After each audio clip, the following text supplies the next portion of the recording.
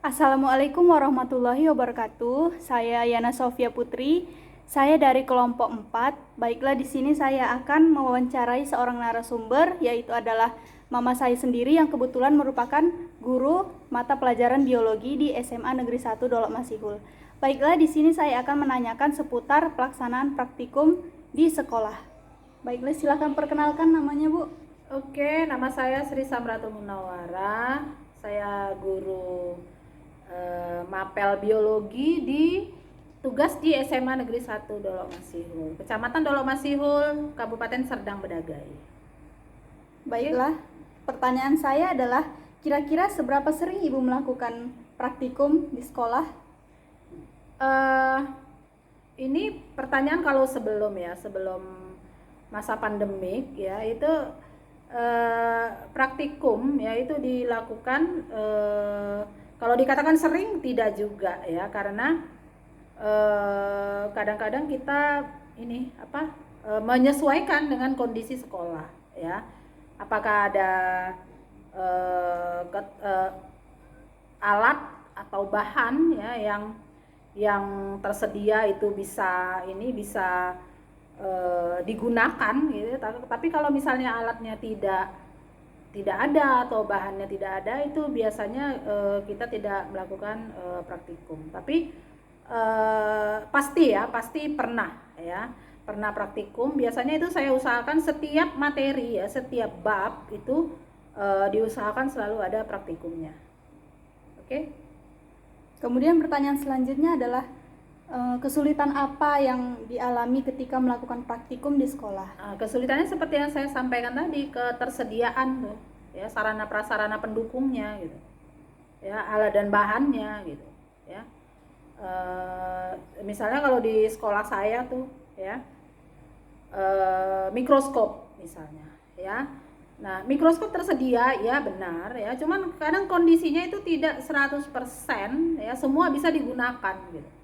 Jadi yang bisa digunakan itu hanya beberapa saja. Jadi cara kita mengakalinya adalah dengan membuat grup ya, membuat kelompok-kelompok siswa ya, yang disesuaikan dengan jumlah mikroskop yang ada ya. Kemudian zat kimia itu ya. Biasanya kadang-kadang zat kimia ini susah ya, kadang tidak tersedia di laboratorium ya.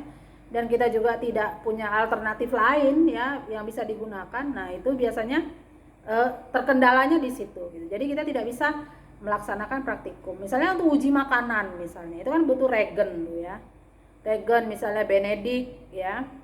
Nah, kebetulan tidak tersedia pada saat itu. Nah, itu jadi kendala gitu ya. Jadi makanya kita tidak bisa lakukan praktikum karena ketidakadaan ya, atau alat bahan zat kimia yang dibutuhkan itu tidak tersedia di laboratorium ya. Jadi kira-kira seperti itu ya kendalanya.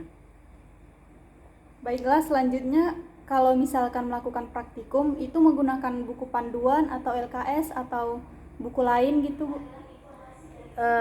Kalau setiap melakukan praktikum memang harus ada LKS ya, lembar kerja siswa gitu. Dan itu di buku teks ya, yang masing-masing siswa pegang itu ya. Kan ada buku teks yang dibagi dari perpustakaan. Nah, di situ sudah ada lembar kerja siswa LKS ya.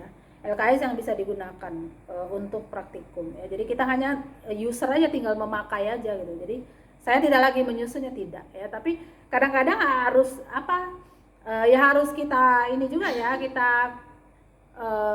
kita kondisikan juga dengan keadaan. Ada kadang-kadang ini ya beberapa hal harus kita siasati gitu untuk untuk